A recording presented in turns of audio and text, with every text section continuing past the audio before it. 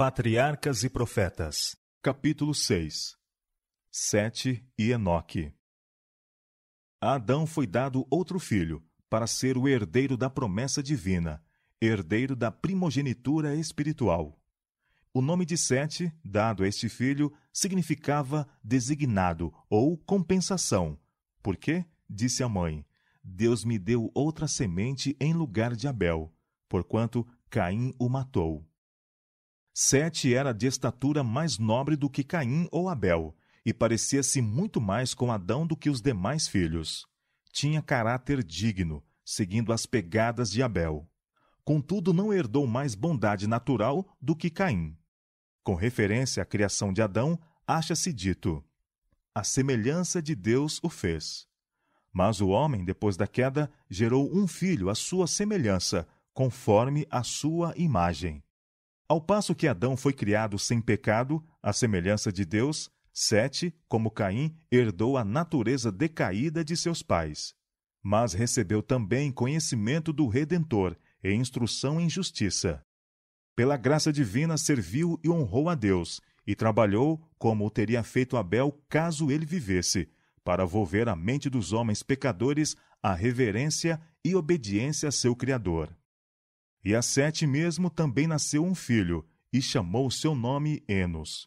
Então se começou a invocar o nome do Senhor. Os fiéis haviam antes adorado a Deus, mas como aumentassem os homens, a distinção entre as duas classes se tornou mais assinalada. Havia uma franca profissão de fidelidade para com Deus por parte de uma, assim como de desdém e desobediência havia por parte da outra. Antes da queda, nossos primeiros pais tinham guardado o sábado, que fora instituído no Éden, e depois de sua expulsão do paraíso, continuaram sua observância.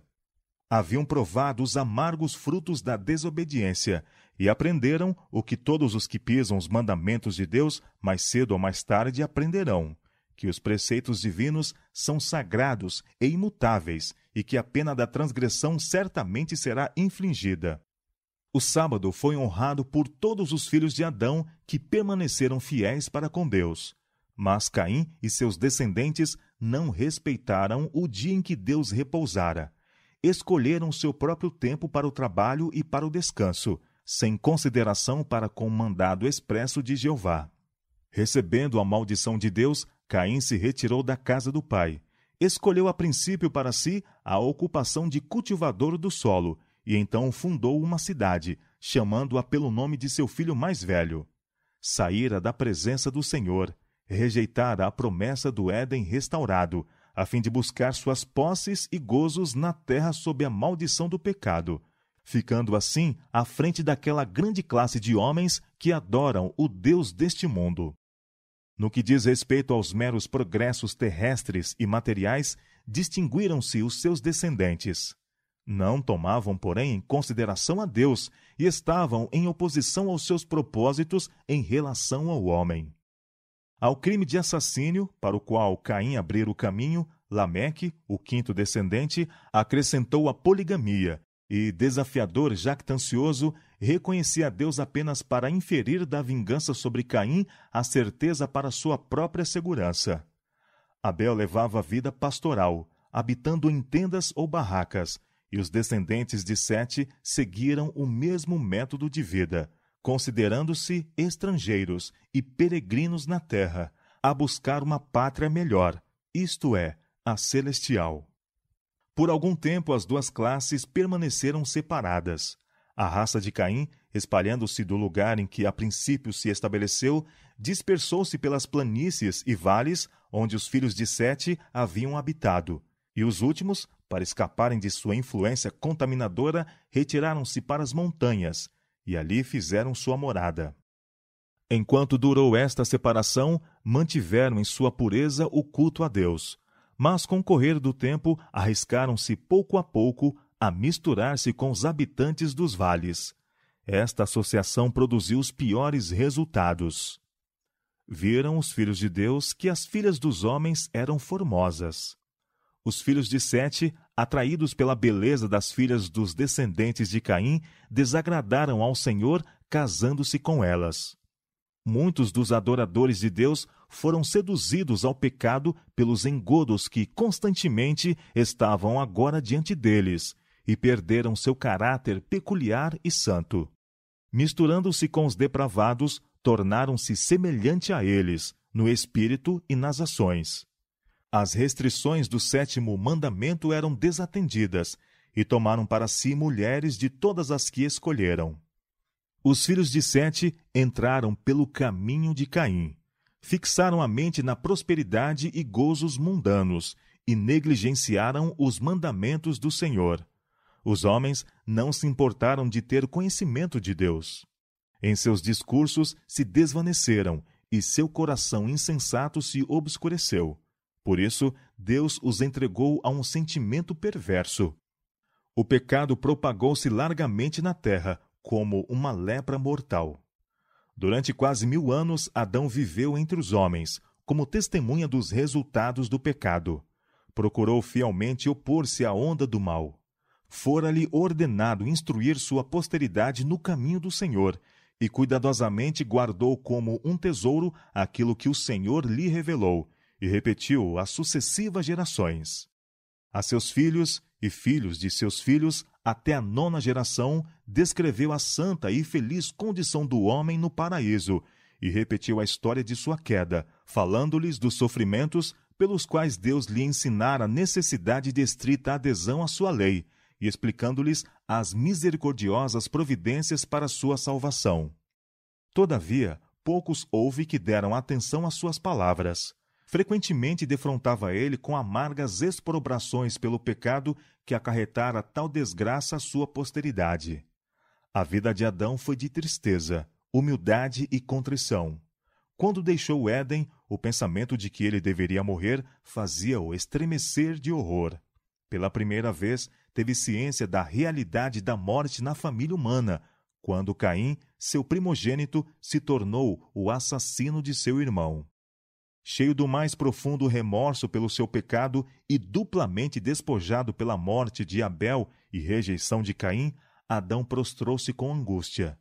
Testemunhou a corrupção que vastamente se propagava, a qual deveria finalmente determinar a destruição do mundo por um dilúvio. E, posto que a sentença de morte pronunciada contra ele por seu Criador tivesse a princípio parecido terrível, contudo, após contemplar quase durante 1000 anos os resultados do pecado, compreendeu que havia misericórdia da parte de Deus ao dar fim a uma vida de sofrimento e tristeza. Apesar da impiedade do mundo antediluviano, aquela época não era, como frequentemente tem sido suposto, de ignorância e barbárie. Ao povo concedeu-se a oportunidade de atingir uma elevada norma de moral e adiantamento intelectual. Possuíam grande força física e mental, e suas vantagens para adquirirem tanto conhecimento religioso como científico eram sem rival. É um erro supor que, porque vivessem até uma prolongada idade, seu espírito tardiamente amadurecia. Suas faculdades intelectuais logo se desenvolviam, e os que acalentavam o temor de Deus e viviam em harmonia com a sua vontade continuavam a crescer em ciência e sabedoria durante toda a vida. Se pudesse colocar em contraste os ilustres sábios de nosso tempo com os homens da mesma idade que viveram antes do dilúvio, mostrar-se-ia os primeiros grandemente inferiores, não só em força intelectual como física. Assim como os anos do homem diminuíram, e diminuiu sua resistência física, assim suas capacidades mentais se reduziram. Há homens que hoje se aplicam ao estudo durante um período de 20 a 50 anos, e o mundo se enche de admiração com suas realizações. Mas quão limitadas são tais aquisições em comparação com as de homens cujas capacidades mentais e físicas estiveram a desenvolver durante séculos. É verdade que o povo dos tempos modernos tem o benefício das consecuções de seus predecessores. Os homens dotados de mentes superiores, que planejaram, estudaram e escreveram, deixaram sua obra para aqueles que se seguiram. Mas mesmo sob este ponto de vista, e tanto quanto respeita aos meros conhecimentos humanos, quão maiores as vantagens dos homens daqueles antigos tempos! Tiveram entre si, durante centenas de anos, aquele que fora formado à imagem de Deus, a quem o próprio Criador declarou bom, o homem que Deus instruíra em toda a sabedoria relativa ao mundo material. Adão aprendera do Criador a história da criação. Ele mesmo testemunhara os acontecimentos de 9 séculos e comunicou seu saber aos seus descendentes. Os antediluvianos não tinham livros, não tinham registros escritos, mas com seu grande vigor físico e mental possuíam forte memória, capaz de aprender e reter aquilo que lhes era comunicado, e por sua vez transmiti-lo intacto à posteridade. E durante centenas de anos houve 7 gerações vivendo na terra contemporaneamente, tendo a oportunidade de consultarem entre si e aproveitar cada uma dos conhecimentos e experiência de todas. As vantagens gozadas pelos homens daquela época para adquirirem conhecimento de Deus, mediante suas obras, nunca foram desde então igualadas. E assim, longe de ser uma era de trevas religiosas, foi ela de grande luz. Todo o mundo teve oportunidade de receber instrução de Adão, e os que temiam ao Senhor tinham também a Cristo e os anjos como seus instrutores. E tiveram uma testemunha silenciosa da verdade, no jardim de Deus, que durante tantos séculos permaneceu entre os homens. Na porta do paraíso, guardada pelos querubins, revelava-se a glória de Deus, e para ali vinham os primeiros adoradores. Ali eram erguidos seus altares, e apresentava suas ofertas. Foi ali que Caim e Abel trouxeram seus sacrifícios, e Deus condescendeu em comunicar-se com eles.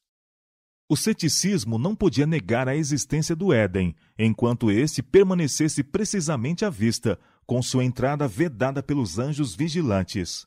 A ordem na criação, o objetivo do jardim, a história de suas 2 árvores tão intimamente unidas com o destino do homem, eram fatos indiscutíveis.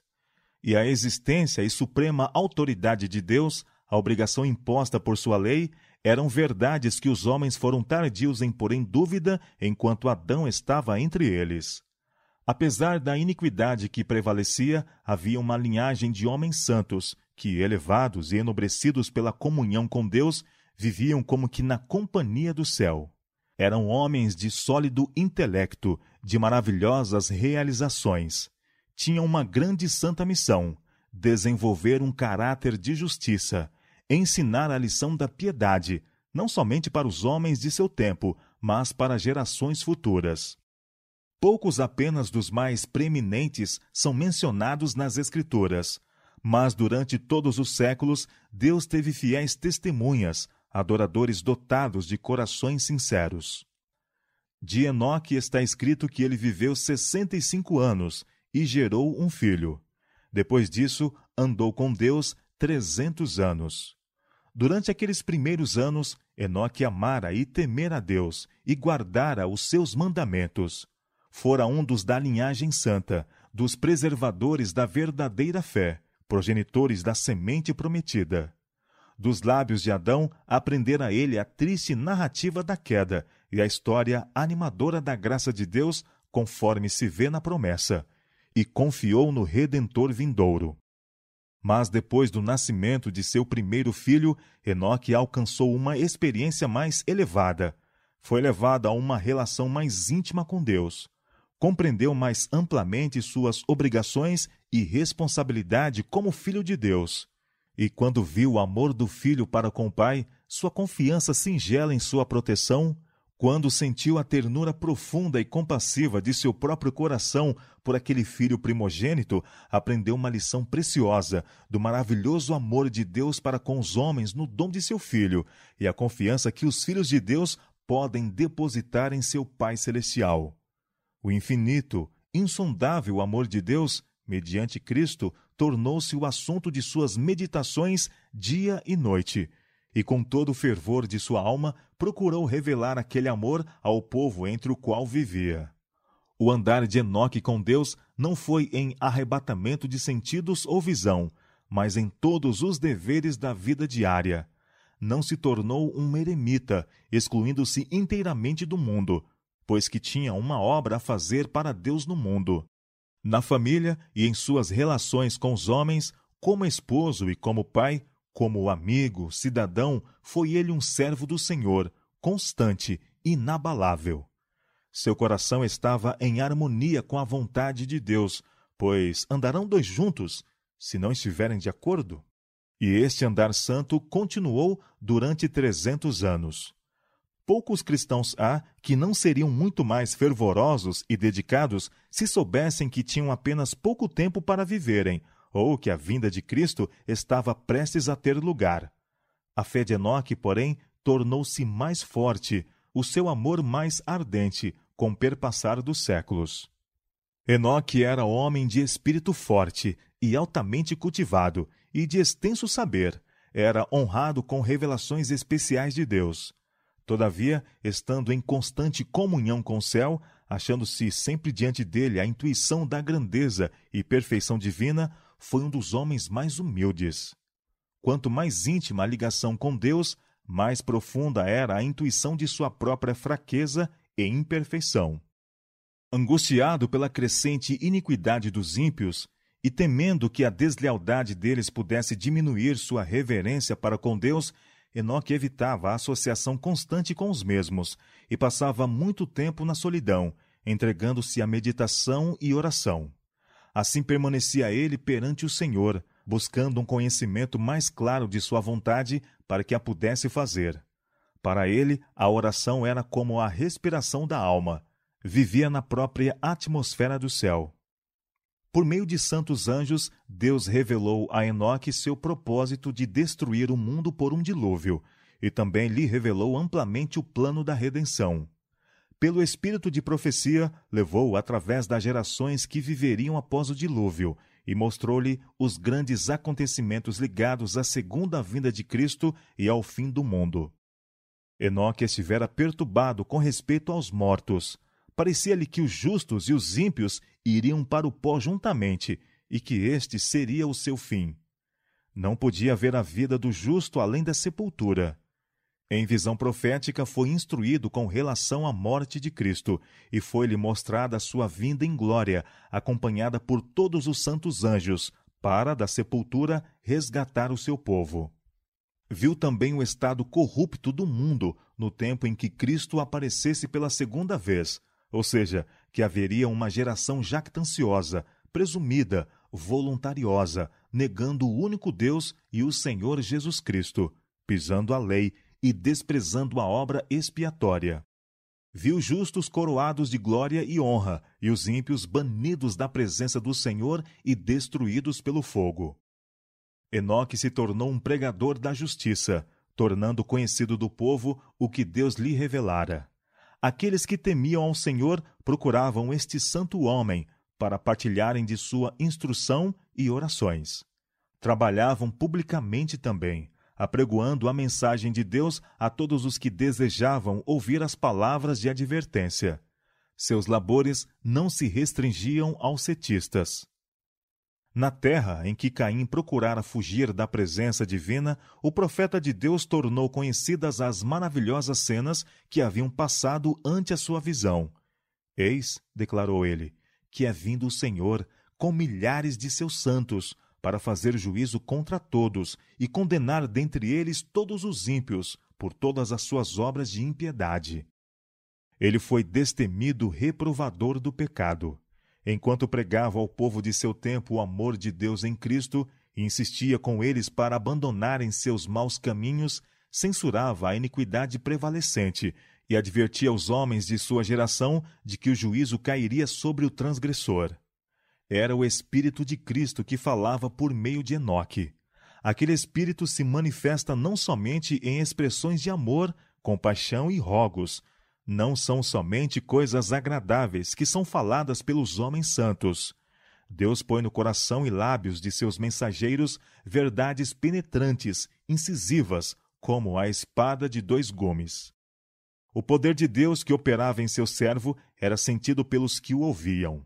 Alguns atenderam à advertência e renunciaram a seus pecados, mas as multidões zombaram da solene mensagem e continuaram com mais ousadia em seus caminhos. Os servos de Deus devem levar uma mensagem semelhante ao mundo nos últimos dias, e esta também será recebida com incredulidade e zombaria. O mundo antediluviano rejeitou as palavras de advertência daquele que andava com Deus. Assim, a última geração escarnecerá das advertências dos mensageiros do Senhor. Em meio de uma vida de trabalhos ativos, Enoque perseverantemente manteve comunhão com Deus. Quanto maiores e mais insistentes eram os seus trabalhos, mais constantes e fervorosas eram as suas orações. Ele continuava a segregar-se em certos períodos de toda a sociedade. Depois de permanecer algum tempo entre o povo, trabalhando para os beneficiar pela instrução e exemplo, retirava-se para passar algum tempo em solidão, tendo fome e sede daquele conhecimento divino que somente Deus pode comunicar. Tendo desta maneira comunhão com Deus, Enoque vinha a refletir cada vez mais a imagem divina. Seu rosto estava radiante de uma santa luz, da própria luz que resplandece no semblante de Jesus. Saindo ele dessas comunhões divinas, mesmo os ímpios contemplavam com admiração a impressão celestial em seu rosto. A impiedade dos homens atingira tal ponto que foi pronunciada destruição contra eles. À medida em que se iam passando os anos, cada vez mais profunda se tornava a onda da culpabilidade humana. Cada vez mais negras se acumulavam as nuvens do juízo divino. Enoque, todavia, a testemunha da fé, mantinha-se em seu posto, advertindo, apelando, rogando, esforçando-se para fazer retroceder a onda de culpabilidade, para deter os dardos da vingança. Posto que suas advertências fossem desatendidas por um povo pecador e amante de prazeres, tinha ele o testemunho da aprovação de Deus, e continuou a batalhar fielmente contra o mal prevalecente, até que Deus o removeu de um mundo de pecado para as puras alegrias do céu. Os homens daquela geração zombaram da loucura daquele que não procurara juntar ouro ou prata, ou adquirir posses neste mundo. Mas o coração de Enoque estava nos tesouros eternos. Ele olhava para a cidade celestial, vira o rei em sua glória no meio de Sião. Seu espírito, seu coração, sua conversação eram sobre coisas celestiais. Quanto maior era a iniquidade existente, mais ardente era o seu anelo pelo lar de Deus. Enquanto ainda se encontrava na terra, habitou pela fé no reino da luz. Bem-aventurados limpos de coração, porque eles verão a Deus. Durante 300 anos, Enoque estivera procurando pureza de alma, para que pudesse estar em harmonia com o céu. Durante 3 séculos andara com Deus. Dia após dia, almejara uma união mais íntima. Cada vez mais estreita se tornara a comunhão até que Deus o tomou para si. Estivera no limiar do mundo eterno, havendo apenas um passo entre ele e o país da bem-aventurança. E agora abriram-se os portais. O andar com Deus, durante tanto tempo praticado em terra, continuou, e ele passou pelas portas da santa cidade, o primeiro dentre os homens a entrar ali. Foi sentida sua falta na terra. Notava-se a ausência daquela voz que fora ouvida dia após dia em advertência e instrução. Alguns houve, tanto dos justos como dos ímpios, que testemunharam sua partida, e esperando que pudesse ter sido transportado para algum de seus lugares de retiro, aqueles que o amavam fizeram diligentes pesquisas para o encontrar, como mais tarde procuraram os filhos dos profetas a Elias, mas sem resultado. Referiram que não mais era encontrado, pois que Deus o tomara. Por meio da trasladação de Enoque, o Senhor tencionava ensinar uma lição importante. Havia perigo que os homens se entregassem ao desânimo por causa dos terríveis resultados do pecado de Adão. Muitos estavam prontos para exclamar: que proveito há que tenhamos temido ao Senhor e observado suas leis, visto que uma pesada maldição repousa sobre o gênero humano e a morte é o quinhão de todos nós? Mas as instruções que Deus dera a Adão, e que foram repetidas por Sete e exemplificadas por Enoque, extinguiram as sombras e as trevas, e deram esperança ao homem de que, assim como por Adão veio a morte, viriam por meio do Redentor prometido vida e imortalidade. Satanás estava impondo aos homens a crença de que não há recompensa para os justos ou castigo para os ímpios, e de que era impossível ao homem obedecer aos estatutos divinos. Mas no caso de Enoque, Deus declara que ele existe e que é galardoador dos que o buscam. Ele mostra o que fará pelos que guardam os seus mandamentos. Ensinava-se aos homens que é possível obedecer à lei de Deus, que, embora vivendo em meio dos pecadores e corruptos, eram capazes, pela graça de Deus, de resistir à tentação e tornar-se puros e santos. Viram em seu exemplo a bênção de uma vida tal, e sua trasladação foi uma evidência da verdade de sua profecia relativa ao além, com sua recompensa de alegria, glória e vida eterna aos obedientes, e condenação, miséria e morte ao transgressor. Pela fé, Enoque foi trasladado para não ver a morte. Visto como antes da sua trasladação, alcançou testemunho de que agradara a Deus. Em meio de um mundo condenado à destruição por sua iniquidade, viveu Enoque uma vida de tão íntima comunhão com Deus que não lhe foi permitido cair sob o poder da morte. O caráter piedoso deste profeta representa o estado de santidade que deve ser alcançado por aqueles que hão de ser comprados da terra, por ocasião do segundo advento de Cristo. Então, como no mundo antes do dilúvio, a iniquidade prevalecerá. Seguindo os impulsos de seu coração corrompido e os ensinos de uma filosofia enganadora, os homens rebelar-se-ão contra a autoridade do céu. Mas, como Enoque, o povo de Deus procurará pureza de coração e conformidade com sua vontade, até que reflitam a semelhança de Cristo. Como Enoque, advertirão o mundo da segunda vinda do Senhor e dos juízos que cairão sobre os transgressores, e pela sua santa conversação e exemplo, condenarão os pecados dos ímpios. Assim como Enoque foi trasladado para o céu antes da destruição do mundo pela água, assim os justos vivos serão trasladados da terra antes da destruição desta pelo fogo.